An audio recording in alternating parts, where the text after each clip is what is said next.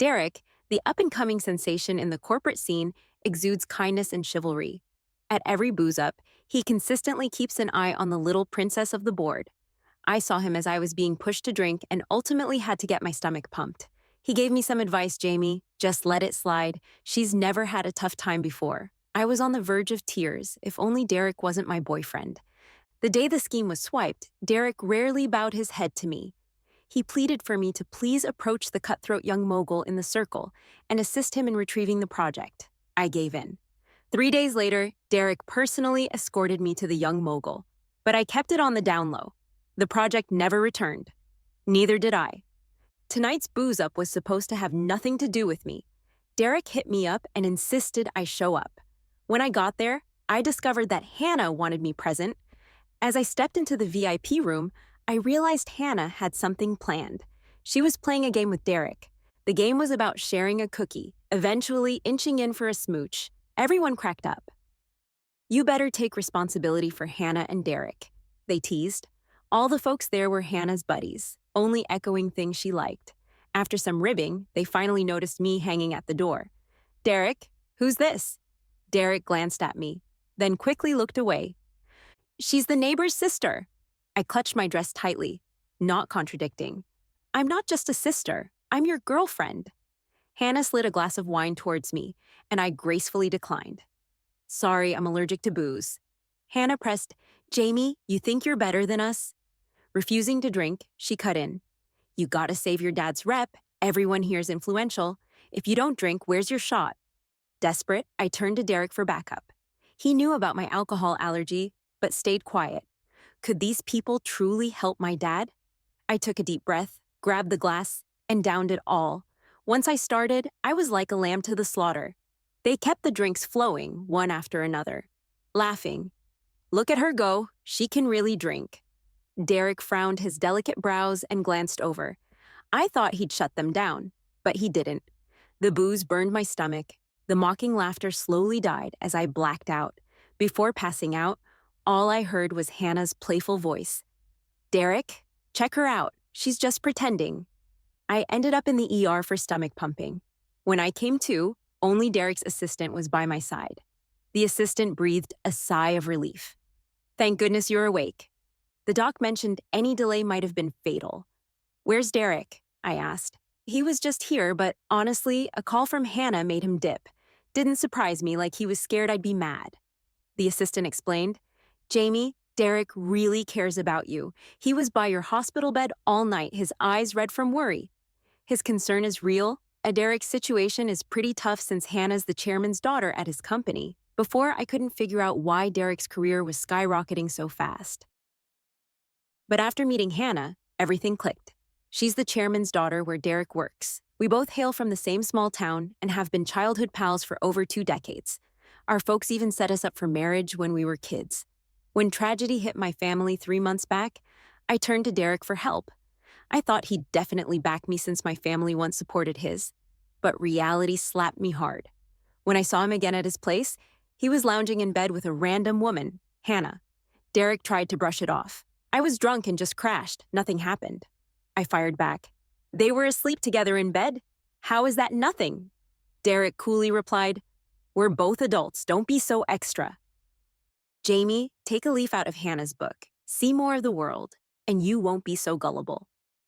Where's the Derek I first knew? The friendly neighbor kid who always had a warm smile.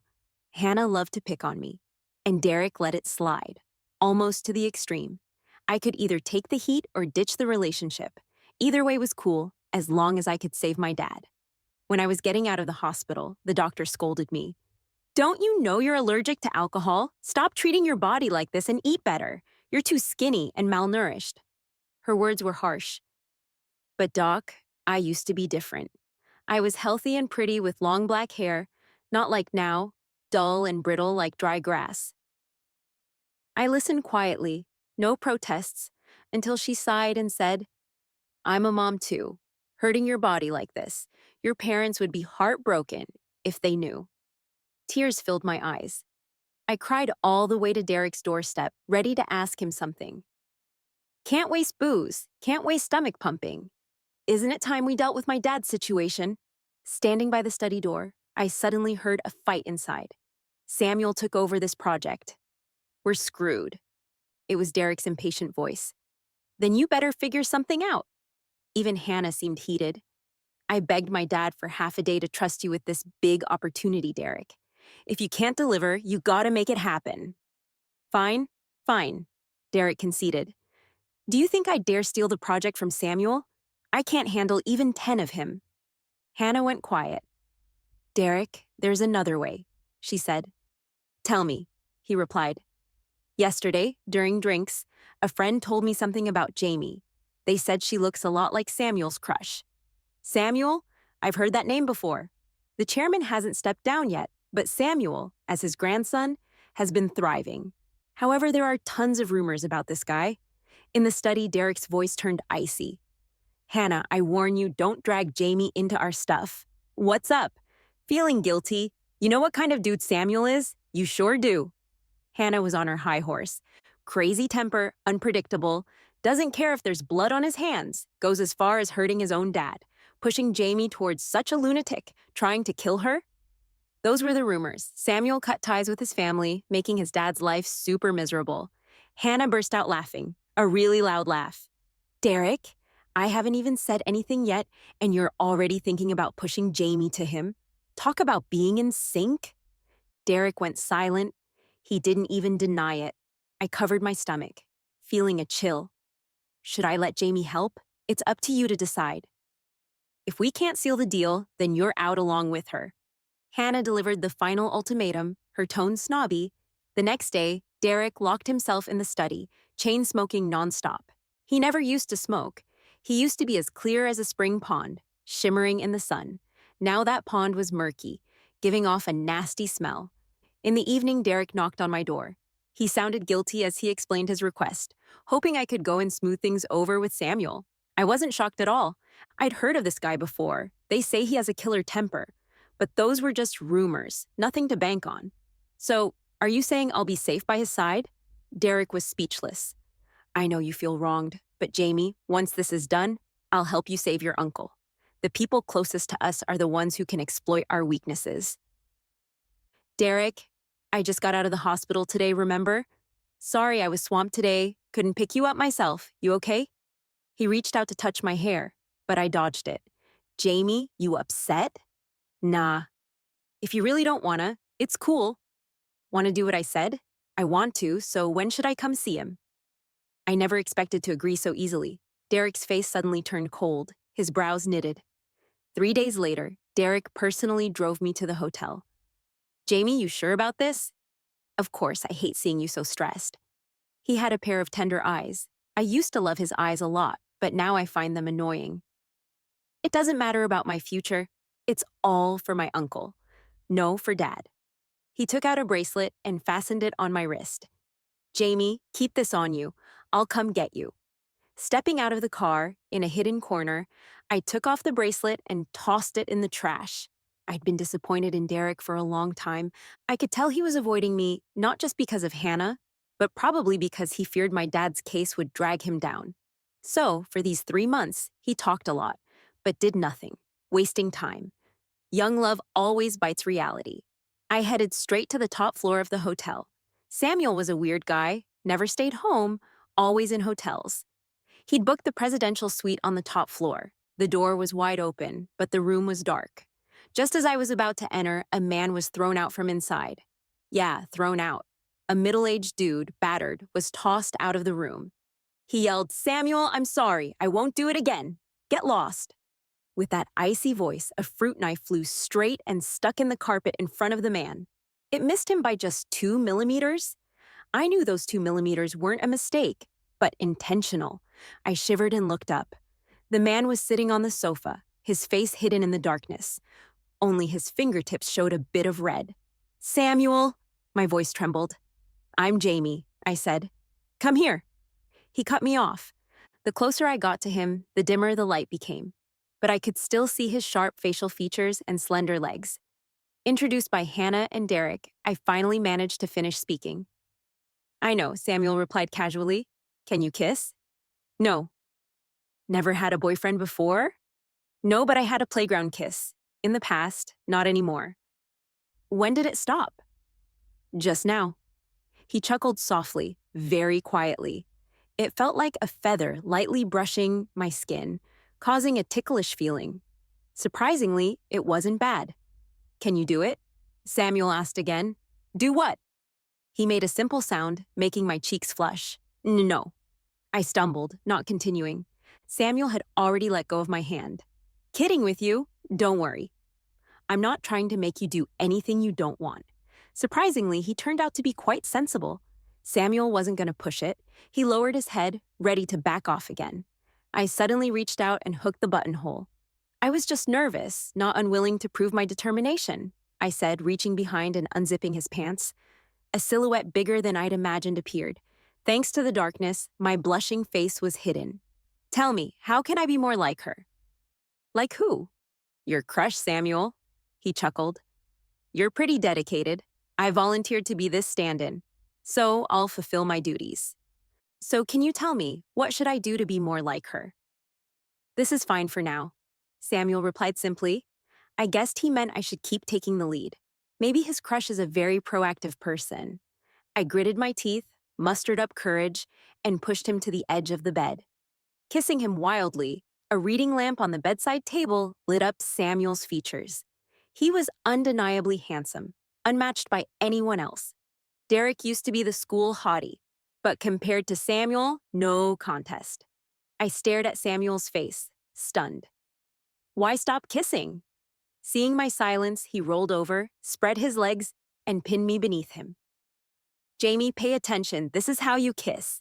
He suddenly called my name, sounding so sweet that my mind went blank.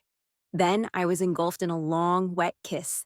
Samuel said he wanted to teach me. He was serious. He'd been working out for years, his physique and stamina surpassing the average person, along with his magnetic voice. Deliberately soft, he breathed lightly in my ear. He tempted me to the point of losing my sanity. Sometimes I'd scratch his back. Sometimes I'd grab his arms, as a way to resist wave after wave of rising passion. Samuel had a tattoo on his arm, which turned red when I scratched it. Another moment of losing control. Samuel sighed, quite sensitive. I was too embarrassed to look at him or respond. Samuel, I whispered. On the other hand, Samuel got more hyped. Jamie, look at me. What am I doing? He intentionally slowed his movements, gently teasing that torturous spot. Unable to resist, I could only say the words he wanted to hear. But for some reason, it seemed to get even hotter. Samuel showed me his wild side. After what felt like forever, I begged, Samuel, I'm so tired. I can't take it anymore. What did you call me, Samuel? Did you call me the wrong name? No, right? Flames reignited in Samuel's eyes. It sounds really good. I like it a lot. Should I call your name again? No. I forgot my place and glared at him. Samuel, however, stayed cool, coaxing me, Jamie, just one more time. With his assurance, I lazily lay down. This time, it was more intense than before. My voice nearly broke in my throat. When it got unbearable, I moved forward without thinking. But Samuel held me around the waist and pulled me back forcefully, matching it with a thrust. In an instant, it peaked. My brain went blank. I could also hear a muffled moan from Samuel behind me. He let out a satisfied sigh. I slept until the afternoon before waking up, and Samuel was there to wake me up. Opening my eyes, I sensed something subtly different. Bowing my head, I saw Samuel's short, tousled hair and the tattoo on his arm. The vibe was soaked with ambiguity. He was so passionate it made me wonder who was really trying to please whom. After the confusion, I went to take a shower. As I tiptoed, I screamed in pain. Samuel, is it hurting? A bit. It's my fault. Last night was also my first time. I couldn't control myself. I looked at him incredulously. What did you say? It was your first time. How could it be your first time? You're supposed to have been with plenty of women. So experienced, right? Seems like you've got some misunderstandings about me. Without explaining further, Samuel picked me up and sent me into the bathroom. By the time I came out after cleaning up, he had finished showering in another bathroom. Samuel dressed in a black suit, his fingers holding a cigarette, exuding an untouchable vibe. He stubbed out the cigarette as soon as he saw me coming out and immediately sat down to talk. His voice had a chilly edge, reminding me of the restrained breaths in his throat from the previous night, a mix of control and sensuality. "What do you want me to do for you?" he asked straight up. I didn't beat around the bush and laid out the false accusations against my dad. Although the incident happened in a small town, the case was pretty tangled. For someone to frame a worker, there must be some powerful manipulation behind it. They even cut off my channels. Clearing my dad's name wasn't going to be easy. After I finished telling everything, I waited for Samuel's response. I expected him to mull it over, but to my surprise, he agreed right away. "Okay, leave it to me." I was stunned. "You're agreeing just like that. Any problems?" "This case is tricky. I've approached many people before, and they all declined." Samuel smirked. "They couldn't handle it. I'll handle it for you." Usually, I wouldn't dig into this kind of cocky tone, but the cocky one was Samuel. Concern turned into peace of mind. Samuel had work to handle. I went to the study to grab a book. When I entered, I was shocked by the scattered sketches all over the place. Each sketch featured the same woman, who looked just like me, especially the one on the desk, colored and framed, strategically placed where a slight bow would reveal it. No doubt she was Samuel's crush. "What are you looking at?" Samuel walked over. Seeing the room full of sketches, he went silent for a moment. "If you don't like them, I can have them all removed." "No need," I hurried to deny. I actually think the drawings are pretty cool." "Did you draw them all yourself?" "Impressive." I genuinely praised. "If you weren't inheriting your family business, you could still be an artist." Samuel stared at me for a moment, noticing my genuine admiration. He showed no hint of jealousy or anger. At that moment, his assistant brought coffee up, looking hesitant to speak. Samuel asked, "Is something wrong?" Derek has been waiting downstairs all night. He seems to think Jamie won't stay here for long, so he waited last night to take her away." But Jamie never came down all day, and now he tried to come up several times but was stopped by the bodyguards. I glanced at my phone.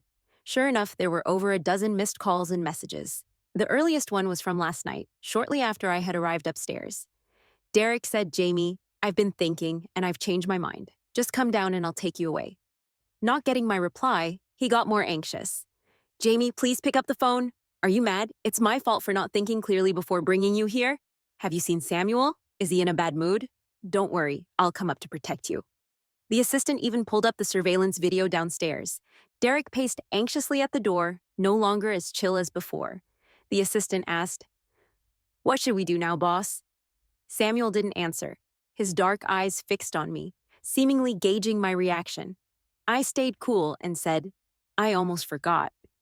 I have a request. Please don't hand the project back to him." Samuel seemed slightly surprised. "I thought you'd beg me for him." "I never planned to." He smirked in satisfaction. "Glad you didn't." I stayed by Samuel's side for a month. After getting to know the assistants, I realized Samuel hadn't lied to me. There had never been a woman by his side. His private life was clean, contrary to the rumors. Even the woman in the painting, the assistants had never seen her in person. They said, "The boss is ambitious, not driven by desire." I couldn't help but wonder, always working, tireless, like a perpetual motion machine. Isn't that desire-driven? Of course, I wouldn't say that out loud. Samuel was genuinely concerned about my well-being.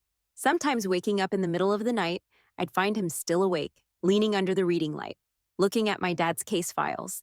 He even put together a top-notch legal team to support my dad. Derek tried to contact me countless times, but I had blocked all his communication channels. At the end of June, there was a charity gala. Samuel wanted to take me with him. Before leaving, I had no idea all the people I disliked would be there today. Meanwhile, inside the gala venue, Hannah glared angrily at the indifferent Derek. She thought that by sending me away, she could be with Derek. Little did she know Derek seemed lost and kept staring at his phone, saying, "She's really pissed now." In that moment, Derek stared at the blocked contact info, dumbfounded. On the screen were messages he had just sent but were rejected. "Jamie, I know I was wrong. Please forgive me." Hannah couldn't take it anymore and dragged him to a secluded spot, yelling at him, "What are you waiting for? Jamie has been silent for a month. She might have gone nuts from Samuel's torment." "Derek, wake up," Derek said. No, she'll definitely come back to me. If she returns, then what about me? What are we doing this time? You're the chairman's granddaughter. Taking care of you is my job. Hannah didn't believe him. Do you dare say you don't like me? After this, I realized I couldn't let go of. Don't believe him. Do you dare say you don't like me? After this, I realized I couldn't let go of Jamie. Impossible. Are you kidding me? Derek, you've been so good to me. It can't be just for work. And the promotion? The raise. Derek said numbly. I don't like you, but for the benefit, I endured it all. Hannah was furious, her face turning pale. Despicable. I despise you. You finally tell the truth. Derek coldly exposed. Actually, deep down, you never respected someone like me. Hannah was provoked and snapped back harshly. You and Jamie are a perfect match. Unfortunately, she's already been ruined by Samuel. Derek slapped her, cutting off her words. The air went silent. After a bit, Hannah regained her composure. How dare you hit me?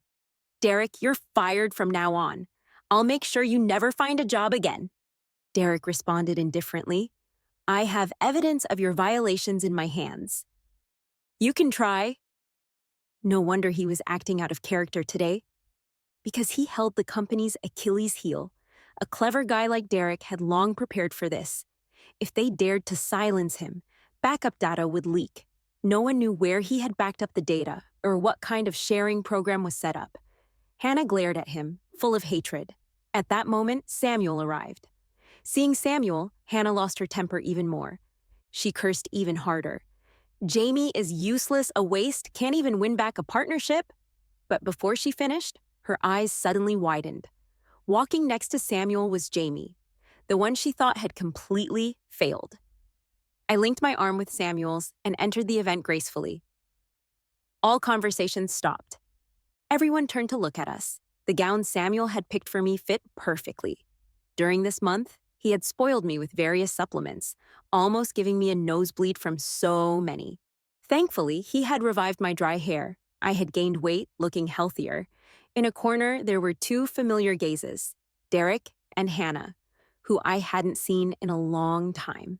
Our eyes met briefly, and I quickly looked away. I didn't know. At that moment, Derek's heart seemed to be captured by someone. This white dress reminded him of the 17-year-old me, waiting at the station gate in a white dress just to welcome him back home. During holidays, in one of the gaps while Samuel was schmoozing with other bosses, a man approached. The Jamie who can't drink. I recognized him. He was one of the guys who forced me to the hospital for gastric lavage. Forced drinking wasn't the worst. What was awful was not owning up to it afterward, acting like, I didn't agree to help you, it's your inability to handle it. I naturally didn't show him a friendly face. When the man saw me being cold, his ego was bruised. Who are you trying to impress? Feeling superior for hooking up with Samuel? What a joke! He called a group of friends. Coincidentally, they were all there that day. Come and see, she's warming Samuel's bed, thinking she's gonna be a princess. The sleazy guys started joking around. Is Samuel satisfying you? If not, come find us. Jamie, drink up. Let your big brother see you pass out from drinking. I had my palm ready, just about to slap each one of them. The leader of the men suddenly yelled in pain. He was kicked from behind, falling straight to the ground. Who? He was about to curse, but when he turned around, he saw Samuel's bodyguard and immediately fell silent. Is Jamie a name you can call out? Samuel appeared behind me like a ghost. He looked down at the man on the ground and stepped on his hand. His shoe viciously crushed the man's fingertips. The guy screamed in pain. Everyone around just watched silently. No one dared to step in. When Samuel's pissed, listen up. Jamie is not a bedmate. Samuel coldly and deliberately said, word by word, she's my girlfriend. I stared at Samuel in disbelief. Am I his girlfriend? How come I didn't know? Oh, well, whatever he says is what it is. Samuel's anger was still burning. He personally poured a full glass of alcohol. Like drinking. Today I'll make sure you drink your fill. The bodyguard forced open the man's mouth, and Samuel rudely poured the alcohol in. The man choked, his face and neck turning red. If you don't drink, you're not giving me, Samuel? Face? Don't look at me like that. When you poured alcohol for my girlfriend, You must have said the same stuff. I'm just returning the favor to you. Samuel waved his hand, and several large wine glasses were brought over. Make sure these gentlemen drink well. Make sure they drink enough. The bodyguard got the message and escorted several people out of the venue. Later on, cries for mercy occasionally came from the lounge. Samuel turned a deaf ear. He squeezed my hand. Did you want to retaliate just now? Yeah, next time. Leave this stuff to me. Don't hurt yourself for it. Samuel, am I your girlfriend? Of course. Why would you even doubt that? I stared blankly at him. Samuel realized, Jamie, you never saw me as your boyfriend. A girlfriend is a girlfriend. But what if your true love comes back? An excellent stand-in will handle all risks for the boss. When the time comes, I'll just disappear on my own. Samuel put his arm around my waist, introducing me to the distinguished guests. Glasses clinked. Derek passed by me. Get away from Samuel quickly. He's dangerous, he said to me in a tone only I could hear. After the dinner ended, those who loved to drink were all sent to the hospital. Samuel still had some talks with a few bosses. I was waiting for the driver to pick me up. Suddenly, someone appeared from behind, covered my mouth, and dragged me into a room. This lounge had been turned into a warehouse. Lots of random items, dim lighting. Derek, what are you doing? I questioned him. If not like this, would you agree to see me? Derek placed me on a chair and knelt halfway beside my legs. His gaze was somewhat intense. Jamie, there's been progress on your dad's case. I found the person responsible before the accident. Following this lead will surely expose the company behind it. I calmly stated, I've already found out it was a fake company that dissolved after my dad's accident. He looked puzzled. How did you know Samuel found out? That's it. I'll be leaving. As I was getting up, Derek held me back. If you stay by his side, is it because he can help you get justice? It's better than someone who talks but does nothing. I mocked. Jamie, I'm also looking into it. Break up with him and come back to me, okay? Don't even think about it. Are you still mad at me? His eyes were bloodshot. Hannah and I have nothing. If it wasn't for her suggesting to send you away, I wouldn't have made such a big mistake. I've regretted it a lot during this time, losing sleep every day, closing my eyes only to see you. Derek, have you forgotten? I interrupted him impatiently. You're the one who personally brought me to Samuel. You can't deny that. Derek shuddered. The fact he feared facing most was revealed by a single sentence from me. He almost completely knelt on the ground, pleading with me. I was wrong. I was wrong. I'll make it up. You can tell me to do anything, Jamie. Don't leave me. He reached for my hand. I pulled away. Don't contact me again in the future. Samuel will get angry. From childhood friends to now, this is all so sad. I adjusted my dress and prepared to leave. But at this moment, neither of us knew. Samuel had finished his business and was actively searching for me. He was standing outside the room, able to hear the conversation inside clearly. Jamie, aren't you curious about the blood on Samuel's hands? Upon hearing this, Samuel froze. When I was about to leave, Derek once again stopped me and mentioned the matter of Samuel killing someone. Just 1 month ago, around the time you met him, he forced a poor man to jump off a building. Derek had a sinister look. The man had his beloved family, then suddenly lost the head of the household. How pitiful, I said. Don't spread rumors without evidence. The word on the street is that the man used to work under Samuel. After being kicked out by Samuel, he jumped off a building within 3 days. I suddenly remembered that night when I first met Samuel, the middle-aged man who was thrown out. My gut told me it was him. He committed suicide. Why blame it on Samuel? Because Samuel pushed him to a dead end, maybe even pushed him to jump off the building. If that's the case, the justice system will step in. Derek chuckled. Jamie, you're still too naive. People like Samuel, the law can't touch them, just like your dad's case. Mixed emotions. Saying I'm not shaken is fake, but I seriously recall our interactions over the past month. Samuel is the person who, after finishing work, would personally go through the records of my dad's case. He is the one who, after I got tired of hotel food delivery, rolled up his sleeves and cooked for me. He is also someone who silently did a lot of charity work. Rather than rumors, I prefer to believe my own eyes. I looked at Derek, solemnly stating, I trust Samuel. He's not that kind of person. On the way back to the hotel, Samuel dismissed the driver and personally drove. He was silent the whole way. I've gotten used to it. He's always a man of few words, so I didn't sense anything wrong. In the hotel basement, he bought a spot, using it as a private garage. After parking the car, he didn't immediately unlock the door. "Samuel, aren't you getting out?" I asked. He didn't answer, just held me and pulled me onto the driver's seat. Facing away from the steering wheel, I straddled him. Samuel held the back of my head, kissing me urgently and aggressively. His emotions surged, as if he wanted to give himself completely to me. The formal dress fell off, his pants stained with watermarks. In the intimate and confined space, we intertwined closely. Samuel was fierce and urgent. With his rhythm, my lower back pressed against the steering wheel until Samuel fully released. Breathing heavily, rationality gradually returned. I caressed his face and asked, "Do you have something on your mind?" He fell silent for a moment, then spoke heavily. "My subordinate did indeed jump off a building. I didn't expect him to say that. Maybe he overheard my conversation with Derek." I listened patiently. I didn't pressure him, nor did I instigate. He was dismissed because he crossed my bottom line. I didn't ask about the secret. A qualified substitute wouldn't be so loose-lipped. But Samuel touched his right ear and said voluntarily, "Jamie, actually, I'm partially deaf." I widened my eyes in astonishment. His right ear, no different from the other, was actually deaf. He had a high fever as a kid. No one noticed, and his right ear got damaged. It's not a fond memory. Samuel cast his dark eyes down. That subordinate who jumped off the building, had poor drinking habits, joked about my ears while drunk, said unpleasant things. That's why I dismissed him. You did nothing wrong. It was a matter of principle. He deserved to be fired, but I didn't know he owed a lot of money outside. By firing him, cutting off his income, with several people to support at home, he couldn't handle that pressure. So he jumped off the building. I asked, "This has nothing to do with you. Why take the blame?" His family didn't want to reveal the real reason for his suicide, fearing damage to his reputation, so I took the hit. Not surprising at all.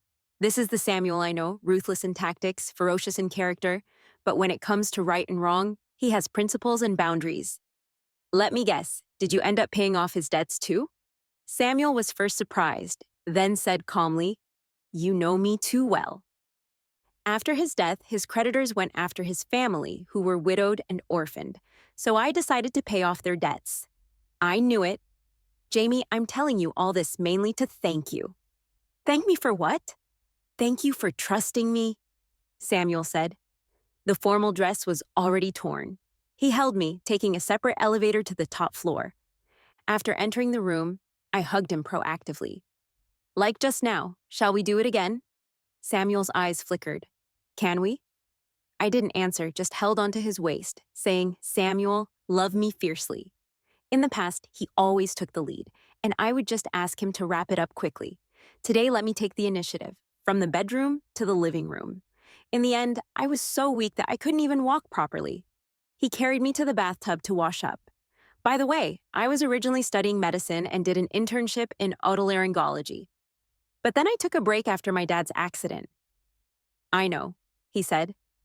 How did he know? Perhaps he'd investigated my background. I didn't dwell on it, but sat back on him. Samuel was surprised. Jamie, are you this good today? This will be the last time. I took control. Samuel was pushed beyond reason by my teasing, but ultimately, it was exhaustion. I got tired first and soon got up to leave. Samuel held me, breathing heavily, and said, You can't just leave me, a half-disabled man, here like this. Seeing Samuel look somewhat aggrieved for the first time was truly novel. My heart softened, and I stayed. Soon after, Samuel used brute force to make me understand that even if he wore a rabbit mask, he was still an insatiable beast. There was progress in my dad's case. The investigation results were unexpected. The mastermind unearthed by Samuel turned out to be someone from Hannah's company. Samuel nodded. He is Hannah's distant cousin. No wonder no one was willing to help, because behind it was Hannah's company. No wonder Hannah was against me in every way. She had known everything for a long time.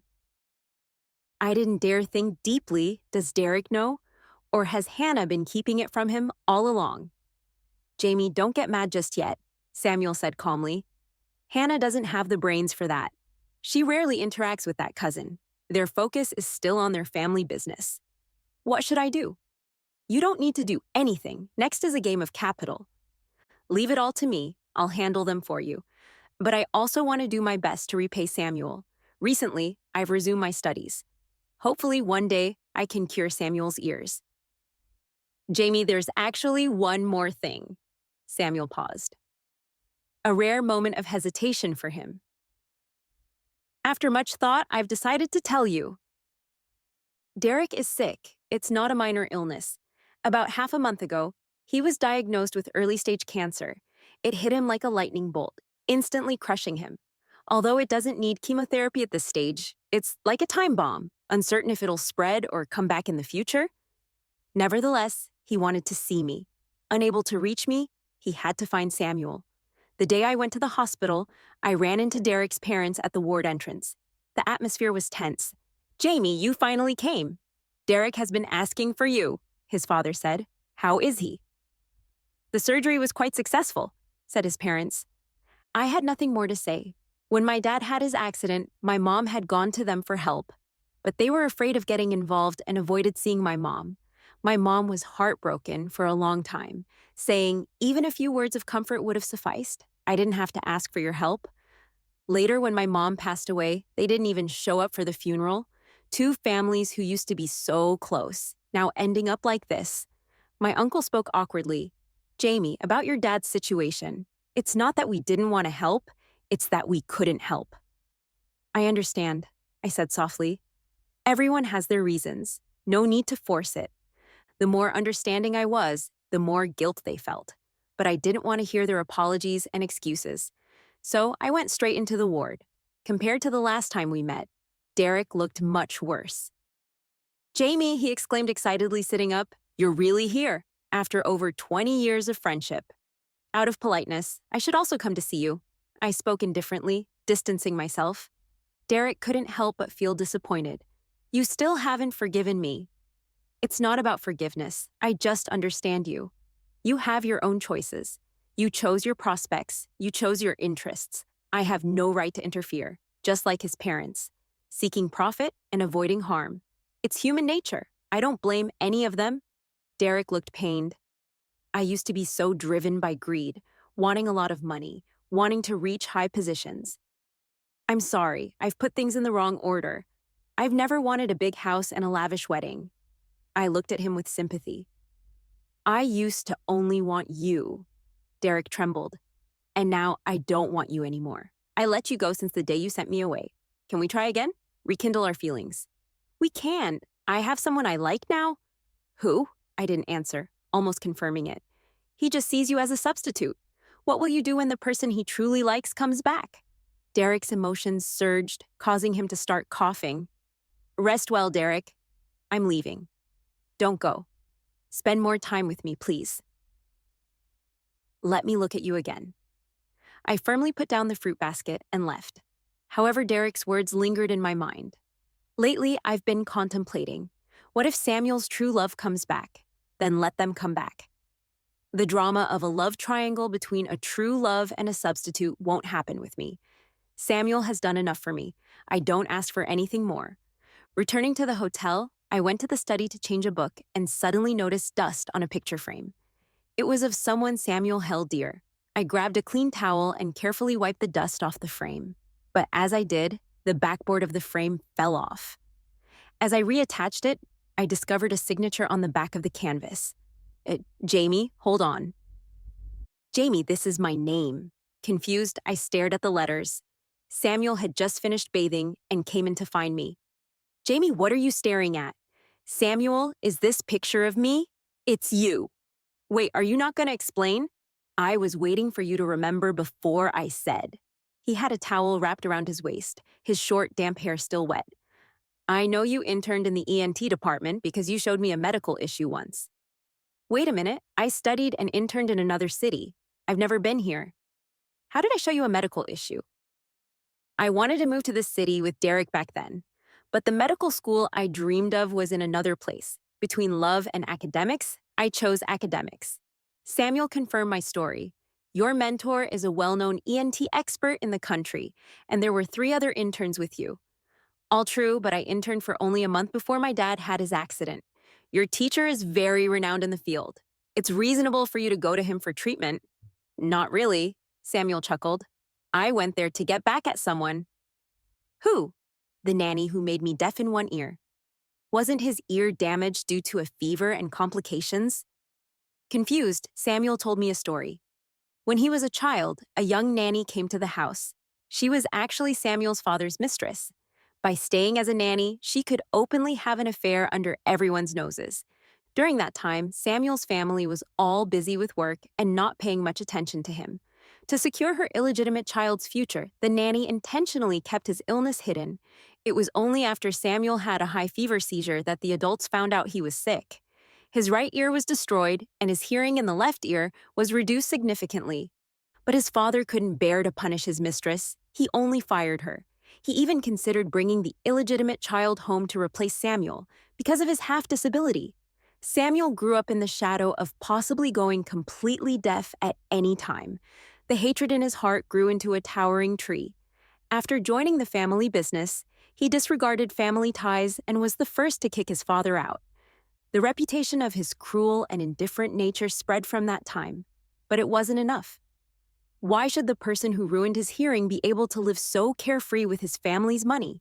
Samuel couldn't understand. He went to that city alone, wanting to also damage the nanny's ears. However, before doing so, he visited the hospital where I was interning, hearing that there was a top ENT expert there.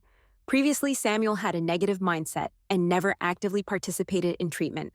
But that day, he had a thought. What if I could be cured? As long as I could be cured, I would spare the nanny. That professor told him that his right ear could never be cured. That day, he walked out of the clinic in silence. His mind was filled with thoughts of how to make that person deaf too. Just then, an intern stopped him. Wait, sir. Samuel turned around and met this intern for the first time. If a high fever and otitis media cause hearing loss in the right ear, the left ear won't be too good either. Indeed, his hearing in the left ear was much worse than normal. Although the right ear may be untreatable, perhaps we can try the left ear. Medical advances have come a long way in the past decade, and there may be hope for the left ear to recover. No need, let it be like this. Samuel refused indifferently. Most doctors wouldn't push further after such resistance. But as an intern, my passion still burns. Just give it a try. Fix the left ear first. Maybe in a few more years, with further medical advances, we can treat the right ear too. How is that possible? Samuel scoffed. Do you take me for a 3-year-old? But I wasn't angry. Instead, I looked up and said seriously, if you give up, what did I study medicine so hard for? This question hit him hard. Samuel was speechless for a moment. When he finally reacted, he unconsciously followed me back to the clinic. I examined his left ear and inquired about his medical history. My touch was gentle, like a light breeze brushing past his ear. It was itchy, quite warm. It stirred restlessness in him. He had never liked anyone before. Most of his life, he was consumed by the aftermath of his acquired disability. This was the first time he felt the ache in his heart. An inexplicable emotion was on the verge of emerging. Samuel decided to stay in the hospital for treatment, although half of it was for a girl named Jamie. Because of me, he avoided committing a crime. However, at this point, I already knew the rest of the story. Unfortunately, he disappeared shortly after being admitted to the hospital. I received devastating news from my dad the same day and had to apply for a leave of absence from school to return to my hometown. With family matters pressing, I quickly put this patient, Samuel, out of my mind. So when we met again, I didn't recognize him. The teacher cured Samuel's left ear. After he returned home, he immediately drew a portrait of me. Occasionally, when visitors came and saw those drawings, they all said that it was Samuel's lover. I have a few more questions. Go ahead. You know my name. Just ask the teacher and you can find me. You think I didn't look for you? Samuel hugged me onto the table, saying helplessly, I not only found you, but also learned about your relationship with Derek. I thought, why not just snatch you away? My reputation isn't that great anyway, and it wouldn't hurt to steal a woman. I chuckled. Why didn't you then? I was about to make a plan, and it wouldn't hurt to steal a woman. I chuckled. Why didn't you then? I was about to make a plan, and you came to me first. I thought, finally, heaven was on my side. I asked again, why didn't you tell me all this earlier? 1. I was afraid you stayed with me to help Derek. 2. I was afraid you'd think I'm a pervert. He looked around at the sketches in the room. Were you not scared by these drawings? Indeed, if I had known from the start that they were all drawings of me, I might have been scared. My feelings for Samuel grew overnight.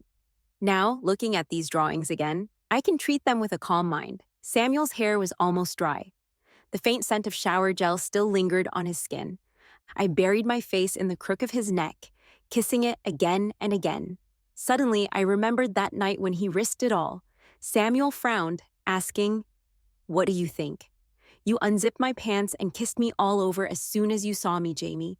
I'd been longing for you, and you acted like that as soon as we met. Could I have borne it from his perspective? Not devouring me immediately was already showing great restraint. Any more questions? I'm all ears. What about the illegitimate child? Dead? Drowned in middle school? I fell silent. Perhaps it was his mother's retribution. I had no more questions. Samuel lowered his head, his forehead touching mine. I'm sorry, Jamie. I wish I'd known about your dad sooner. You've already helped me a lot. I've never been loved by my dad. He sighed. I envy you. So I want to preserve this bond for you. I felt moved and kissed him first. All the love and words were drowned in the kisses. With emotions heating up, it was time to do something joyful. Samuel whispered, "Let's do it right here." Okay. He leaned his arms on the table, his veins bulging, exuding a sense of power. He wasn't wearing a shirt. His Adam's apple and muscles were stimulating my senses. As we passionately kissed, the towel fell to the ground. The tension was building up below the mermaid line. Samuel kissed down my collarbone. He was like a desert wanderer thirsting for so long, searching for a water source on me. In the study, only ambiguous sounds of sucking remained. I felt like we would never be apart in this lifetime. With Samuel's involvement, my dad's case attracted attention from above. A task force was formed by the relevant department to investigate the case. Hannah's cousin, along with several officials he bribed. Arrests were made and warrants issued. Derek was also involved in stirring up trouble. Due to health issues, he resigned from his job. Through his hand, a series of Hannah's misconducts were exposed to the public. Overnight, Hannah's family almost collapsed, but I didn't expect them to throw Hannah under the bus. Hannah, pampered and used to luxury, thought she was a true princess. But when the family faced trouble, she was the first to be abandoned. It was because of her close relationship with Derek in the past. Moreover, she had indeed been involved in some misconduct. It was said that Hannah, in prison, learned that her family was planning to leave her and flee the country. She completely broke down. She also revealed a lot of evidence. In the end, Hannah's family members did not escape either. Ultimately, this whole family would be reunited behind bars. During this period, Samuel wasn't idle. He took over Hannah's original projects, further expanding his business. Derek faded out of our world. I don't know what happened to his illness later on, or if it recurred. Those were no longer my concern. The day my dad was released from prison, Samuel went with me to pick him up. It was a spring day. Everything was blooming. Even the prison was bathed in full greenery. I held Samuel's hand and watched as the iron gate slowly opened. My dad touched his almost bald head, smiling as he walked out. The iron gate slowly closed behind him. It was as if it was telling me that the long years of suffering and running around had come to an end at this moment. From then on, I had a home again.